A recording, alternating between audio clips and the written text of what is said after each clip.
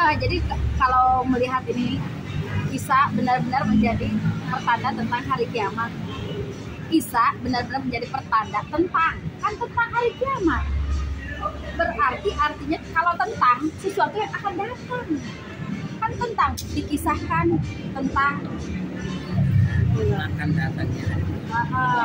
Nah ini teh kalau bisa diucapkan akan begini. Nabi Isa teh mungkin akan bicara begini kalau seandainya gitu ya, diandai-andaikan. Nih Muhammad, peganglah tongkat estafet ini karena aku adalah tanda kiamat. Sementara kiamat ini akan terjadi di tanganmu, di umatmu, di kaummu, di masamu. Nih tongkatnya. Aku hanya menyampaikan saja, ya kan? Tanda-tanda kiamatnya, betul tidak? Sementara kiamatnya akan terjadi di masamu, betul tidak? Tidak akan terjadi di masa saya. Tidak akan terjadi di masaku. Karena engkaulah, karena engkaulah Nabi dan Rasul terakhir. Sudah selesai tugas Nabi Isa di situ, betul tidak? Sip. Nih sekarang kita coba ya. Poin ketiga, implikasi teologis dari ayat terkait kewafatan dan kebangkitan Nabi Isa. Penafsiran terhadap kata tawafa dan rafa'a dalam Quran surat Ali Imran ayat 55, Quran surat Al-Maidah ayat 117 dan Quran surat An-Nisa 157 hingga 159. Karena kata rafa'a dan tawafa itu adanya di situ. Makanya di sini kenapa An-Nisanya itu tidak langsung ke 159 ya kan? Oke. Baik di kalangan mufasir maupun para pemikir Islam terdapat beberapa titik perbedaan. Ya, ditegaskan nih ya, terdapat titik perbedaan. Dan hal ini tentunya akan berimplikasi terhadap keyakinan terhadap isu kedatangan Nabi Isa alaihissalam kedua kalinya ke muka bumi kelak di akhir zaman, sebagaimana disebutkan hadis-hadis Nabi tentang turunnya Nabi Isa pada akhir zaman. Nah sekarang berikut beberapa pendapat dengan alasannya masing-masing ya. Nah dituliskan alasannya juga serta pemahaman mereka terhadap hadis turunnya Nabi Isa menjelang kiamat dan menjelang kiamat dari masing-masing versi. Tuh. Pendapat pertama nih simak. Pendapat pertama menyatakan bahwa kata tawafa. Pendapat pertama menyatakan bahwa kata tawafa dalam konteks Nabi Isa alaihissalam adalah dimaknai dengan tidur. Pendapat pertama ya. Pendapat pertama tawafa dalam konteks Nabi Isa alaihissalam adalah dimaknai dengan tidur. Artinya Allah mengangkat Nabi Isa alaihissalam dalam keadaan tidur. Ibnu Katsir setelah memaparkan beberapa pandangan ulama mengenai kata tawafa, ia mengambil kesimpulan bahwa makna kata tawafa dalam 3 ayat di atas adalah menidurkan. Jadi redaksi Quran surat Ali Imran ayat 55 adalah sesungguhnya aku menidurkanmu dan mengangkatmu kepadaku. Hal ini ya. Ibnu Katsir menguatkan pendapatnya dengan menyajikan Quran surat Al-An'am ayat 60 di mana kata tawafa dalam ayat tersebut bermakna menidurkan dan kata tawafa dalam Quran surat Az-Zumar ayat 42 bermakna memegang jiwa ketika mati dan tidur. Selain itu Ibnu Katsir juga menyitir dari hadis yang merupakan doa ketika bangun tidur. Segala puji bagi Allah yang menghidupkan kami setelah mematikan dalam kurung menidurkan kami. Jadi Nabi Isa alaihissalam diangkat dalam keadaan tertidur pulas. Ya. Cuma berapa tempat? Cuma 3 ayat. Ya. Nanti kita cross check. Kita cross check. Ada 70 ya. Kita cross check. Selanjutnya mengenai usaha kaum Yahudi yang ingin menyalib Nabi Isa alaihissalam, Ibnu Katsir menafsirkan Al-Maidah 157, 158 dengan penjelasan berbagai riwayat hingga sampai pada kesimpulan bahwa Nabi Isa tidak mati dan disalib, melainkan diselamatkan Allah dengan menyerupakan Nabi Isa dengan orang lain. Memang jelas ayatnya juga, jelas, nggak butuh penafsiran ini mah, jelas. Memang betul, bukan Nabi Isa yang terbunuh, yang disalib bukan, yaitu orang yang diserupakan dengan Nabi Isa. Itu sangat diyakini sekali. tapi oke kita lanjut karena ada dengan penjelasan berbagai riwayat hingga sampai pada kesimpulan bahwa Nabi Isa alaihissalam tidak mati dan disalib, melainkan diselamatkan Allah dengan menyerupakan Nabi Isa alaihissalam dengan orang lain, lalu mengangkat Nabi Isa ke sisinya dalam keadaan tertidur pulas, tertidur lelap atau pulas lah. Dan orang yang diserupakan itulah yang disalib oleh kaum Yahudi. Ini mah jelas ini mah nggak perlu dijelaskan lagi, nggak perlu dipertegas. Adapun tar dulu. Adapun Ibnu Jarir At-Tabrani dalam hal ini atau Bari ya. Adapun Ibnu Jarir At-Tabrani dalam hal ini beliau mengatakan bahwa makna kata tawafa dalam surat Al-Imran 55 adalah al-qabdu, yaitu menggenggam, mengambil atau memegang, seperti dalam kalimat apa ini? Wafaituhu terus apa ini? Seperti dalam kalimat Apa? wafidu mala Pokoknya yang berarti saya mengambil hakku yang menjadi tanggungan fulan. Jadi makna dari kata tawafa dalam ayat tersebut menurut Ibnu Jarir At-Tabrani adalah mengambil Nabi Isa dari bumi ke sisinya tanpa melalui kematian terlebih dahulu atau ditidurkan. Selain analisa dari segi bahasa tersebut, beliau juga menyajikan beberapa hadis yang menurutnya mutawatir sebagai penguat argumen bahwa Nabi Isa alaihissalam diangkat dalam keadaan hidup sehingga menjelang hari kiamat dia akan diturunkan. Sebagaimana hadis Nabi yang menyatakan bahwa Isa bin Maryam akan turun lalu ia membunuh Dajjal dan tinggal di bumi dalam waktu tertentu. Kemudian ia meninggal lalu disalatkan dan jenazahnya dimakamkan oleh kaum muslimin. Pandangan ini sejalan dengan penafsiran Imam Al-Qurtubi dalam tafsirnya Al-Jarmi Al-Ahkam. Disolati oleh kaum muslimin, disalatkan dan jenazahnya dimakamkan oleh kaum muslim.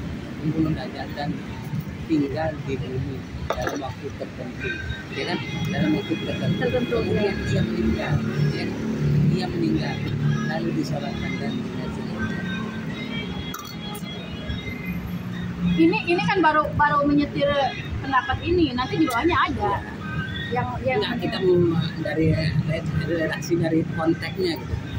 Tapi mau mengoreksi dari konteksnya juga.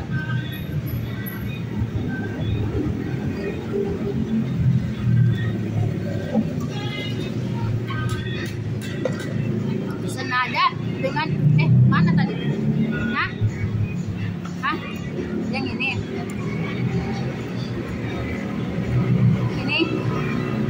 Selain beberapa pendapat yang dipaparkan oleh para mufassir di atas, berikut rincian alasan yang menyatakan bahwa kata tawafa dalam konteks Nabi Isa alaihissalam tidak diartikan dengan kematian sebagaimana biasanya, yaitu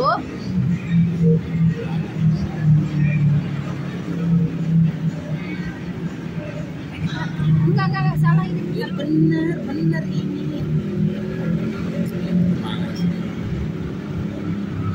Iya.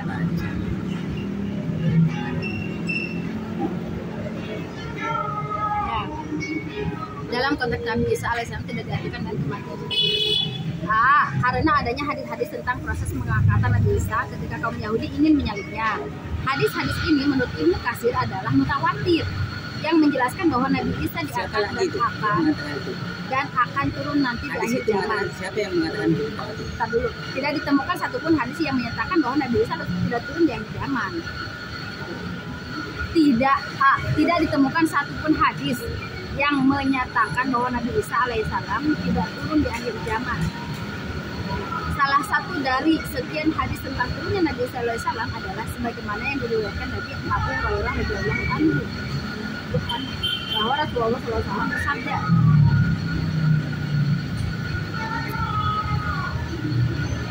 kalau kebalikan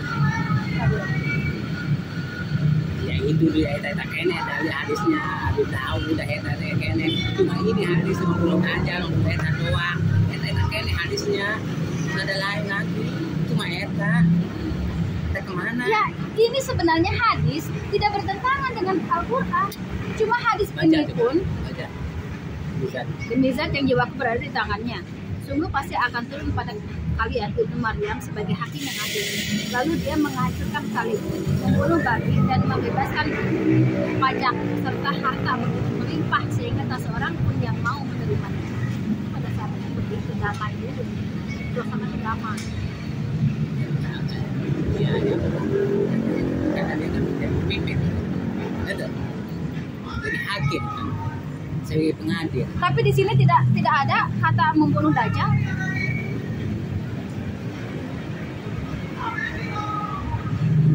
Nggak ada membunuh Dajjal.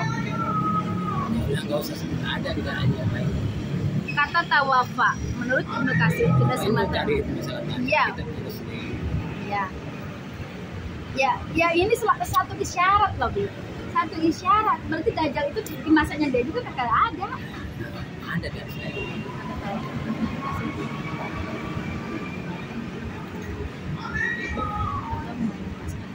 Bahasa yang keras itu. Kata tawafa menurut Ibnu Katsir tidak semata-mata bermakna kematian, melainkan lebih kepada mengambil ruh atau melepaskan diri. Selanjutnya Al-Quran pun dalam menjelaskan mengambil ruh tidak selalu diartikan kematian secara biologis, sebagaimana makna kata tawafa dalam Quran Al-An'am Az-Zumar. Tatakannya tadi ya, tatakannya. Ya, maksudnya mengingatkan takut ada yang salah kayak yang 72 ya. Tidak mengacu pada kematian seseorang, akan tetapi mengambil atau memegang ruhnya ketika tidur. Kata yang digunakan untuk menjelaskan peristiwa kewafatan Nabi Sallallahu Alaihi Wasallam ada dari kata-kata. Berbeda dengan kata-kata yang digunakan untuk menjelaskan kematian nabi-nabi yang lain. Dalam artian, ketika membicarakan Nabi Sallallahu Alaihi Wasallam, Al-Quran menggunakan kata tawafa.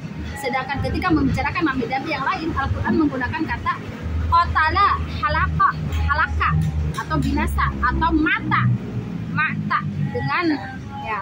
dengan derivasinya yang bermakna kematian dalam arti sewajarnya. Dari analisis bahasa, kalimat wama qatalahu apa? Wama Qataluhu di apa?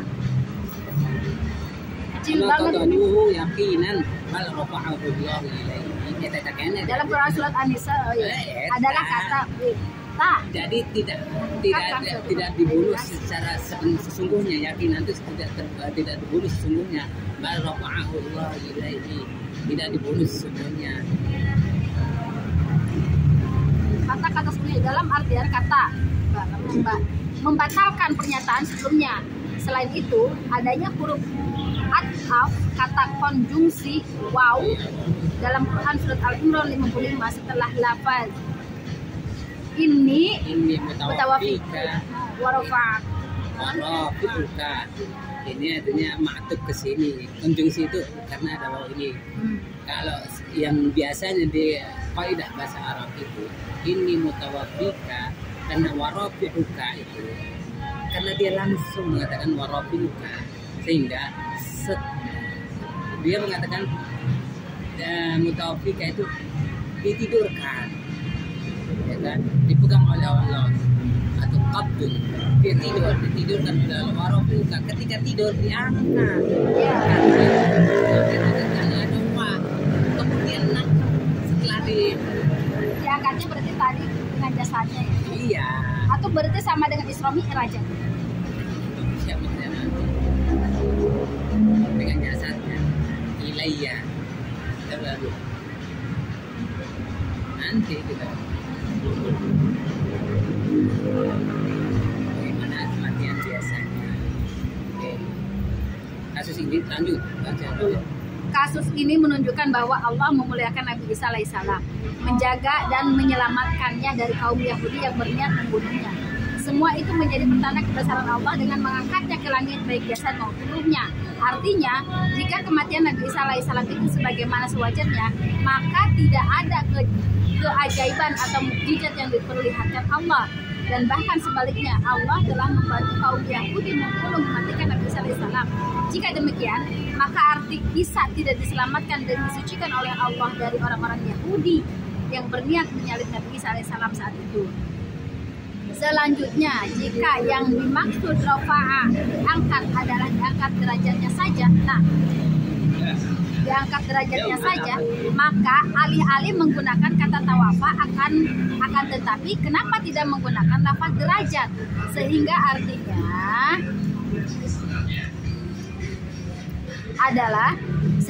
adalah mereka berusaha menangkap dan menyalib Nabi Isa, akan tetapi Allah mengangkat derajatnya.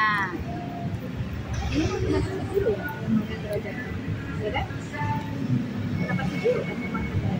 Iya, baca dulu kan. Dengan ini diyakini bahwa Nabi Isa alaihissalam masih hidup di sisi Allah, di setara, ya kan? Seolah-olah setara dong. Kasian banget Nabi Muhammad. Iya, Bahwa Nabi bertanya kan mana tuh? Dengan ini diyakini apa namanya? Bukan berpuluh-puluh tahun lagi ini, berabad-abad setara dengan Allah. Seolah-olah Makanya aku bilang yang paling panjang umurnya berarti dia. Sedangkan abadi dong. Betul tidak? Kalau dihadirkan menjelang kiamat berarti itu ayat itu. Ayat 30 ya, Bu. Iya, Iya di situ. Tapi karena ayat itu ada, justru yang gugut itu enggak. Senang orang. Berarti ada dengan abadi setelah bertanya dengan apa sih? Nabi Isa berarti Allah bohong dong dalam Al-Quran.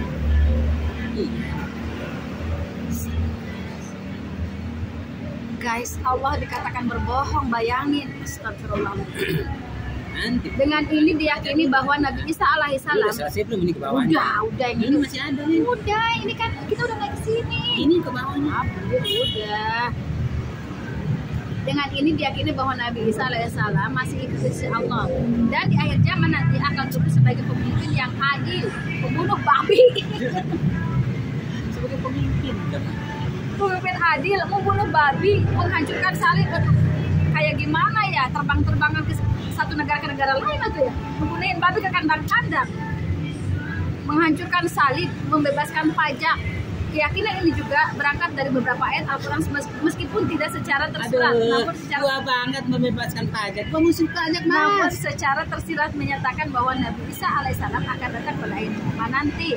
Pendapat yang mengartikan tawafa dengan tidur dan memegang atau mengambil pada intinya sama, tidak mendapat perbedaan yang mendasar karena masing-masing pendapat tersebut memiliki implikasi yang sama, yaitu mengimani bahwa Nabi Isa alaihissalam diangkat dalam keadaan hidup dan akan turun di akhir zaman. Berarti diangkatnya ruh sama jasadnya, guys, sama kayak Isra Mi'raj, gugur Nabi Muhammad. Salman Rushdie dalam karyanya Teka-teki Tidurnya Nabi Isa alaihissalam mencantumkan pendapat Said Nursi.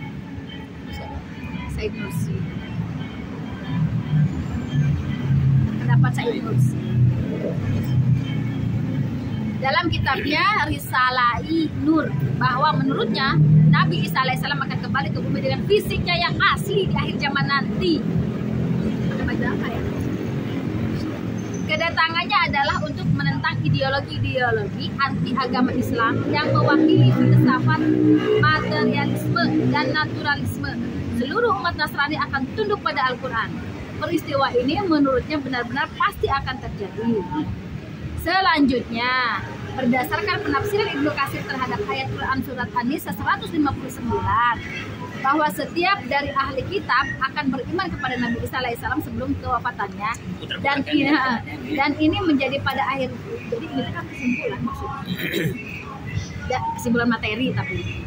Dan ini terjadi pada akhir zaman ketika ia turun kembali untuk menegakkan keadilan, membunuh Dajjal dan memusnahkan ideologi non-Muslim.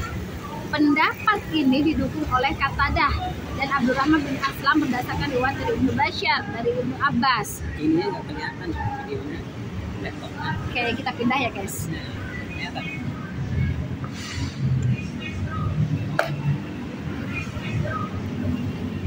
Kita video dua guys.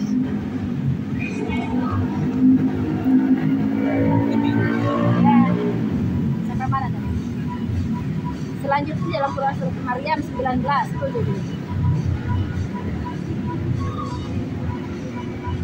Kesejahteraan semoga dilimpahkan kepadaku pada hari aku dilahirkan, pada hari aku meninggal, dan pada hari aku dibangkitkan hidup kembali. Nah, kalau yang Umi searching itu ya, itu dan pada hari aku dibangkitkan kembali, dan pada hari aku menolak dibangkitkan kembali untuk hidup kembali katanya.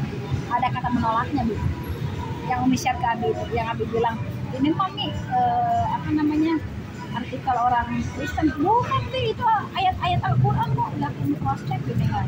Itu ada kata di sininya tuh menolak dihidupkan kembali, dan pada saat menolak dihidupkan kembali. Coba baca ayatnya.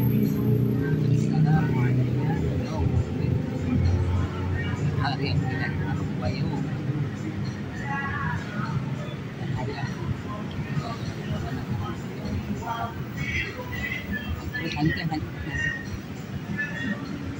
Meskipun Ibnu Katsir dalam tafsirnya tidak menjadikan ayat ini sebagai ayat-ayat yang menunjukkan kedatangan Nabi Isa alaihissalam, namun sebagian pemikir Islam menyatakan kata apa ini? Aba'astu hayya, pada hari aku dibangkitkan kembali, bahwa Nabi Isa sendiri menegaskan kebangkitan dirinya di akhir zaman nanti. Selain itu, ayat ini juga menerangkan bahwa kematian Nabi Isa alaihissalam secara wajar akan terjadi setelah kedatangannya kembali menjelang kiamat nanti. Begitu pula, lama banget sih penjelasan ini, seolah-olah fokus ini dong. Begitu pula dalam Quran surat Al-Imran, dan dia Isa berbicara dengan manusia ketika dalam buayan dan ketika sudah dewasa, dan dia termasuk orang-orang yang soleh. Kata yang serupa dalam Quran Al-Maidah 110, kamu dapat berbicara dengan manusia di waktu masih dalam buayan dan sudah dewasa. Para ya masih kecilnya, maksudnya masih kecil udah bisa membantu ininya. Emang istimewa ini jelma Nabi. Para ulama sepakat bahwa makna dewasa dalam ayat di atas adalah seorang yang tidak lagi muda dan berusia sekitar 30 tahun. Nabi Isa itu paling istimewa. Iya, hingga 50 tahun. Ya jelas istimewa. Ya memang paling istimewa karena batas itu Nabi Isa itu batas, makanya paling istimewa dari kelahiran sampai kematiannya istimewa. Bahkan di dalam Al-Quran juga orang para jin pun, sejarahnya paling para lengkap jin, para itu tidak akan menyangka bahwa akan Nabi Isa, Nabi Muhammad setelah Nabi Isa itu tidak menyangka. Kaget. Mereka ribut. Nabi Isa terakhir ini. Ini berdasarkan hadis yang diriwayatkan oleh Ibnu Abbas bahwa Nabi Isa alaihissalam datang pada awal usia 30 tahun dan akan hidup selama 40 tahun. Nabi Isa diangkat pada awal, ini diangkat kenabiannya atau apa? Dalam ayat di atas adalah seseorang yang tidak lagi muda dan berusia sekitar 30 tahun hingga 50 tahun. Ini berdasarkan hadis yang diriwayatkan oleh Ibnu Abbas bahwa Nabi Isa alaihissalam diangkat pada awal usia 30 tahun dan akan hidup selama 40 tahun. Atau diangkat dalam kenabian atau diangkat oleh Allah, maksudnya gitu loh. Jadi mungkin kalau banget ada di dalam adalah seorang yang tidak lagi muda. Iya namanya dewasa ya udah nggak jadi muda. Iya, maksud iya, tapi 30 tahun ini diangkat awal kenabian atau diangkat oleh Allah ini gitu mah ketika dia tuh masalahnya ini ada kata ini dan akan hidup selama 40 tahun. Jadi dari usia 30 tahun itu dia akan hidup selama 40 tahun, maksudnya gitu. Dia turun itu, ngerti nggak? Dia hidup selama 40 tahun. Nanti ketika diturunkan itu 40 tahun, habis itu nanti meninggal. Itu. Habis itu nanti kiamat. Oh, berarti yang 30 tahun ini usia 30 tahun jadi angkat diturunkan kembali akan dihidupkan selama 40 tahun di bumi gitu. Nanti sedangkan dalam hadis yang diriwayatkan oleh Abdullah bin Umar bahwa ia akan tinggal selama 7 tahun dari total usianya 40 tahun. Ibnu Katsir memaknai 7 tahun yaitu sisa hidupnya ketika diangkat oleh Allah yang saat itu usia Nabi Isa 73 tahun. Berdasarkan itu, maka Nabi Isa alaihissalam hanya bisa mencapai usia matang dengan cara kembali lagi ke dunia. Jadi masih ada sisa waktu cenah meureun. Diturunkanlah ke dunia karak matang. Dengan cara kembali lagi ke dunia dan itu terjadi menjelang hari kiamat nanti. Beberapa penafsiran ayat yang dipaparkan di atas menjelaskan bahwa Nabi Isa tidak mati disalib akan tetapi diangkat oleh Allah ke sisinya. dan akan datang kembali ke bumi sebagai pembina yang menyatukan umat dengan menghapus semua keyakinan-keyakinan selain Islam pada akhir zaman. Hasil penafsiran tersebut berdampak atau berimplikasi pada pemahaman terhadap beberapa hadis Nabi yang menyatakan kedatangan Isa kembali ke dunia menjelang hari kiamat. Berikut salah satu hadis Nabi yang menyatakan bahwa kedatangan Isa ibnu Maryam merupakan pertanda akan terjadinya kiamat, sebagaimana diriwayatkan Nabi Abu Hurairah bersabda, demi zat yang jiwaku berada di tangannya, sungguh pasti akan turun. Iya, benar. Dari hadis itu terdapat 2 poin penting, yaitu menegaskan kedatangan Nabi Isa alaihissalam terbukti kedatangannya bukan sebagai pembentuk syariat baru, sebagaimana yang dijelaskan oleh An-Nawawi. Bukan sebagai pembentuk syariat baru. Kalau kedatangan Nabi Isa sebagai bentuk syariat baru, berarti dia sebagai nabi. Makanya ini kenapa mereka mengatakan tidak, Nabi Isa nanti akan diturunkan lagi bukan sebagai seorang nabi. Alasannya karena dia tidak membentuk syariat baru. Karena tidak membentuk atau membawa syariat baru. Sebagaimana yang dijelaskan oleh dalam kitab syarahnya yang dikutip oleh Imam Asy'ari bahwa turunnya Nabi Isa alaihissalam tidak dalam rangka bilang orang yang jelas-jelas membawa syariat saja tidak diterima, apalagi sebagai melainkan menegakkan atau meneruskan ajaran Islam yang dibawa oleh Nabi Muhammad SAW sebagai penerus. Terus lanjut. Ibnu Hajar dalam kitabnya Fathul Bari berpendapat bahwa hadis tentang membunuh babi dan memusnahkan salib adalah meruntuhkan agama Nasrani dan menggugurkan pengagungan yang berlebihan terhadap Nabi Isa alaihissalam yang dilakukan oleh umat Nasrani, serta menegaskan keharaman babi yang dihalalkan oleh umat Nasrani. Sedangkan mengenai penghapusan upeti, hal ini berkaitan dengan pemusnahan keyakinan selain Islam. Jadi tidak ada tawar-menawar bagi mereka, sehingga bagi yang tidak mengikuti ajaran Islam, maka satu-satunya pilihan adalah dibunuh. Tidak dapat ditembus dengan upeti atau pajak sekalipun. Dengan demikian dapat diketahui bahwa tujuan utama dari kedatangan Nabi Isa alaihissalam adalah meluruskan keyakinan kaum muslimin terhadap Nabi yang selama ini menyimpang dari ajaran Islam. Saat itu tugas lain Nabi Isa adalah membinasakan Dajjal. Nah, ini baru disebut datang peran yang baru, Dajjal, guys. Sehingga umat Islam terbebas dari pengaruh Dajjal yang menyesatkan. Hadis sahih menjelaskan ciri-ciri Nabi Isa alaihissalam. Hal ini dimaksudkan agar umat Islam mengenal Nabi Isa alaihissalam ketika yang bilang Al-Quran disandingkan dengan hadis. Iya ya. Itu maksudnya. Al-Quran diverifikasi dari hadis. Hadis dulu dong. Nah, ini yang kita heran itu. Dan ya, sesungguhnya Rasulullah tidak ada seorang nabi yang akan turun.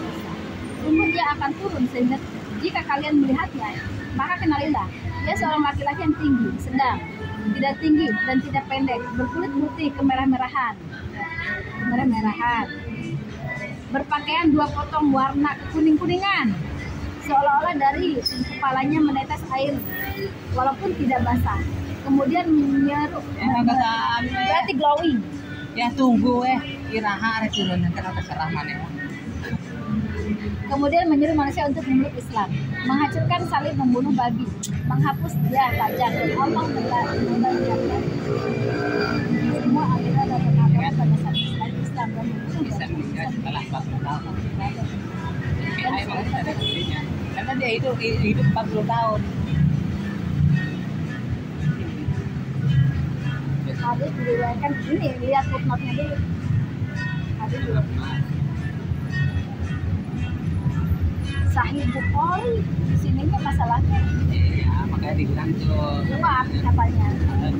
Tapi sekuat-kuatnya hadis, masa iya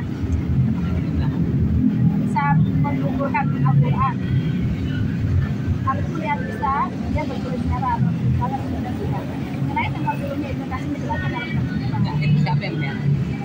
Hah? Siapa yang lihat itu? Ini Nabi Muhammad ceritanya sedang menyampaikan kepada para sahabat mungkin. Nah, Nabi bersabda lagi melanjutkan, aku melihat Isa berkulit merah, berambut ikal, dan berdada bidang, gitu loh. Kemudian Itu dia makanya Nabi banyak banget hal tahu yang gaib ya. padahal belum pernah ketemu dengan Nabi Isa. Apa mungkin memang diperlihatkan oleh Allah? Diperlihatkan oleh Allah. atau mana mau perlihatkan hal gaib ya amrnya hanya ente gaib bukan ke masa lalu.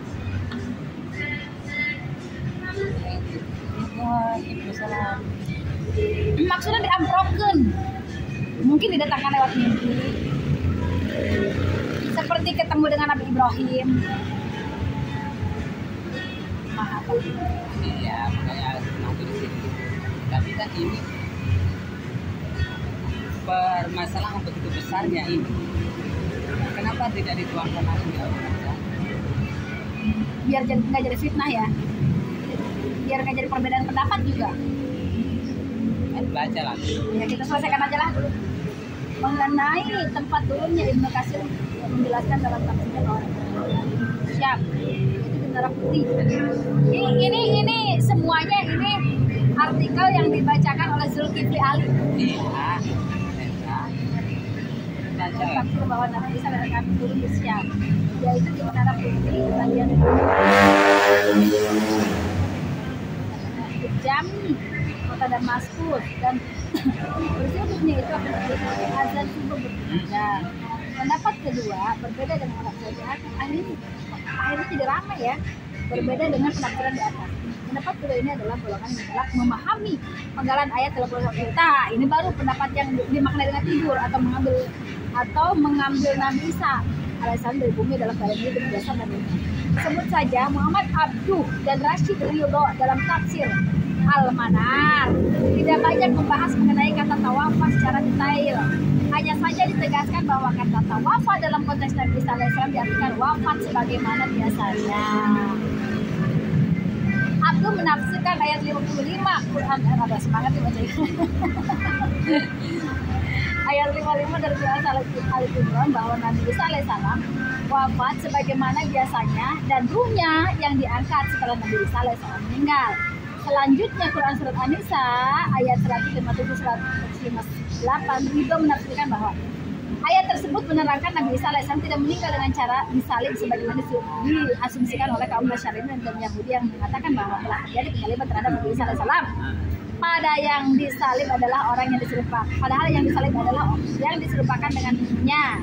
Selanjutnya Rashid Ridho menjelaskan ayat 158 yang menurutnya Allah menyelamatkan Nabi Isa dari orang-orang yang merupakan bentuk pertolongan Allah karena kedekatan Nabi Isa kepadanya. Ridho menolak pendapat yang menyatakan bahwa Isa diangkat jasad dan ruhnya dengan alasan bahwa Isa hanya seorang nabi.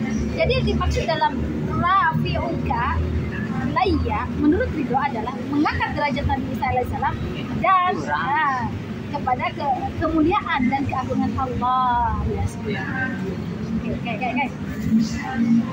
Seru guys. Penafsiran Ridho mengenai kata tawafa sama dengan yang dikemukakan oleh Ahmad Mustafa Al-Maraghi dalam tafsirnya Tafsir Al-Quran Al-Azlim yang kemudian dipopulerkan dengan nama Tafsir Al-Maraghi. Al-Maraghi juga tenar loh bahwa yang dimaksud dengan kata tawafa adalah kematian pada umumnya.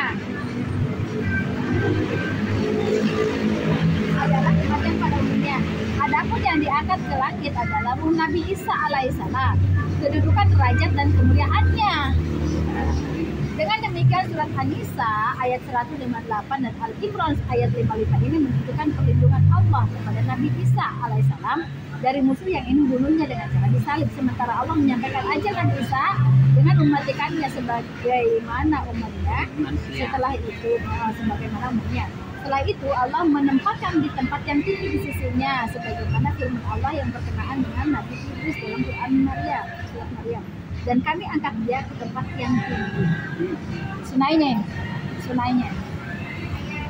Selanjutnya dalam tafsir Al-Azhar angkat menyitir pendapat Muhammad Saltut dan Al-Maraghi yang menyatakan bahwa nah itu yang disebut kemarin tuh. Dan Nabi Isa satu tuh dah. Coba. Satu itu rektor Al-Azhar. Ini ya satu.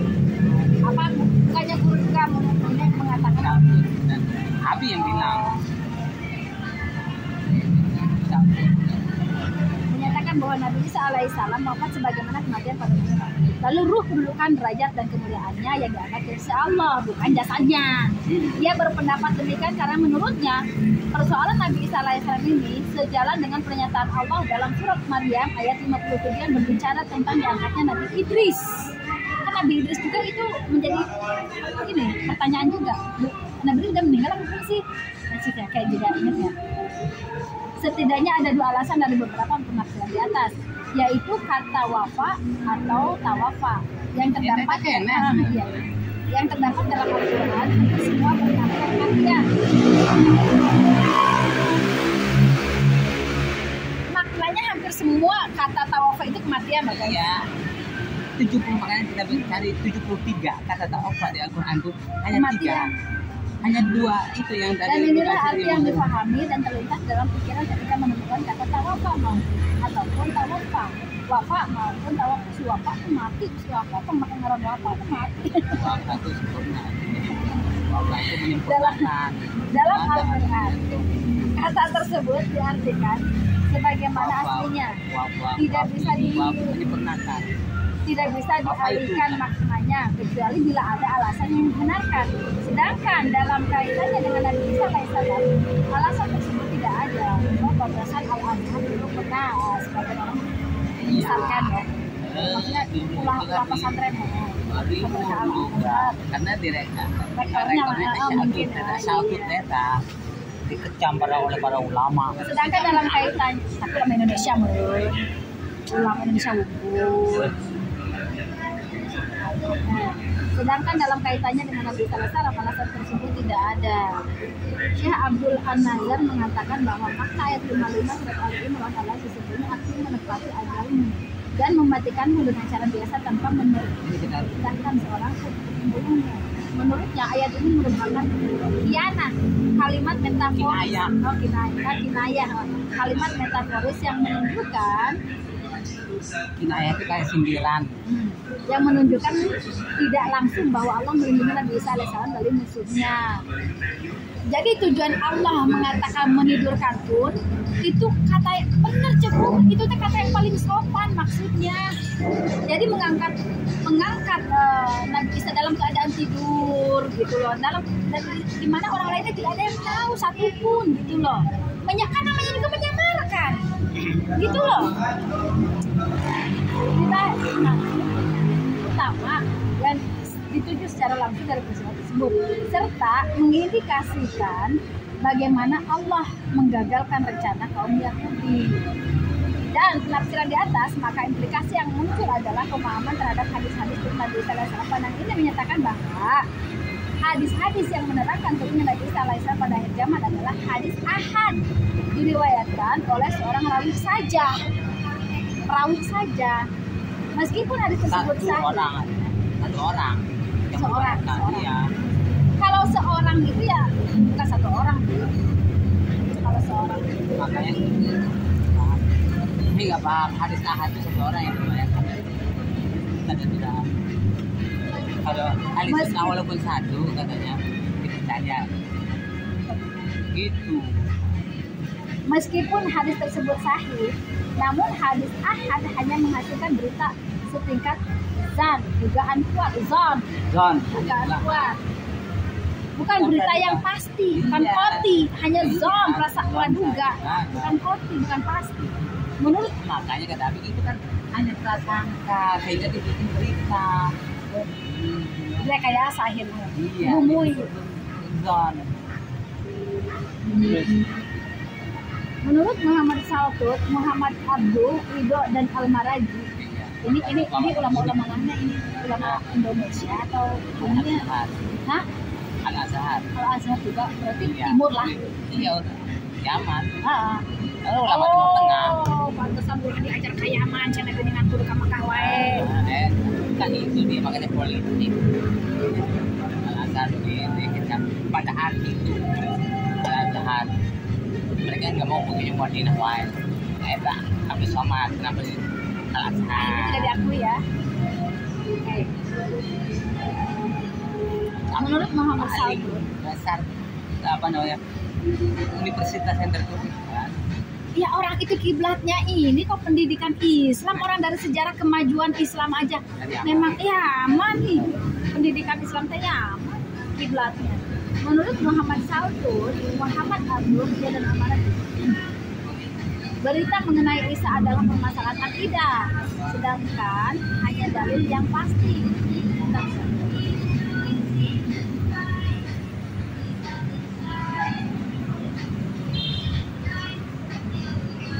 Oh, maksudnya gini, emang betul dia mengakui permasalahan Nabi Isa ini adalah permasalahan akidah. Kalau dikarenakan ini permasalahan akidah, sudah seharusnya dong gitu loh. Al-Quran Dalil yang bisa digunakan itu sebagai hujah yaitu Al-Quran dan hadis mutawatir. Sedangkan hadis-hadis tentang turunnya Nabi Isa alaihissalam menurut Ridho tidak ada satupun yang derajatnya mutawatir. Iya, guys, terjawab guys. Oke. Ngomong-ngomong, udah penuh nih. Udah dulu, matiin dulu dah.